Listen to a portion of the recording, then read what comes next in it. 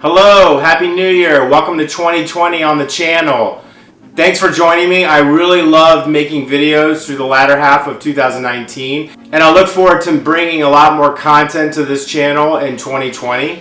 I originally started YouTube in 2009, and I would just post these really crappy videos online just from my camera phone and the early stages of GoPro with my motorcycle and trips that I was taking overseas, really just to connect with family and friends that were back home because I was living and working abroad so much that I was sort of missing out on things that were back here. Going forward, I like to focus more on my artwork and fan culture and pop culture. So I hope you will join me on that journey. But today, let's talk Star Wars. It's been a long journey. I recently just finished watching The Rise of Skywalker, and I have my opinions. Fortunately, this is not a movie review site, but I will just say that we are at the end of the Skywalker saga, and for me, it's been literally my whole life. I was actually born on the day in 1977 that A New Hope premiered in movie theaters. So Star Wars has literally been with me my entire life. I grew up a huge Star Wars fan and followed it through, even through the quote-unquote dark ages of Star Wars, the dark times. I would just sit and draw vehicles and characters and things, and I would just passionately wait for the comic book lines that came out in the 1990s, the Dark Horse comics. I also would go into collecting figures and vehicles from the initial Kenner line that I didn't already own. Now I have a huge collection that I look forward to actually restoring a lot of. You can actually see more of that on my Instagram. The link is actually in the video description. But today I'd actually like to focus on something that I like to call Thrift Wars. What do I mean by that? Well, in my last video, I customized a vintage Mickey Mouse that I found at a local Goodwill. If you're not from the United States, Goodwill is just a big thrift store. You can go in and you can sort of purchase items, and then they donate to various charities. Now, I came across something the project that I accomplished a couple years ago, and I didn't think I was ever going to do another one, and that is Kylo Ren's lightsaber.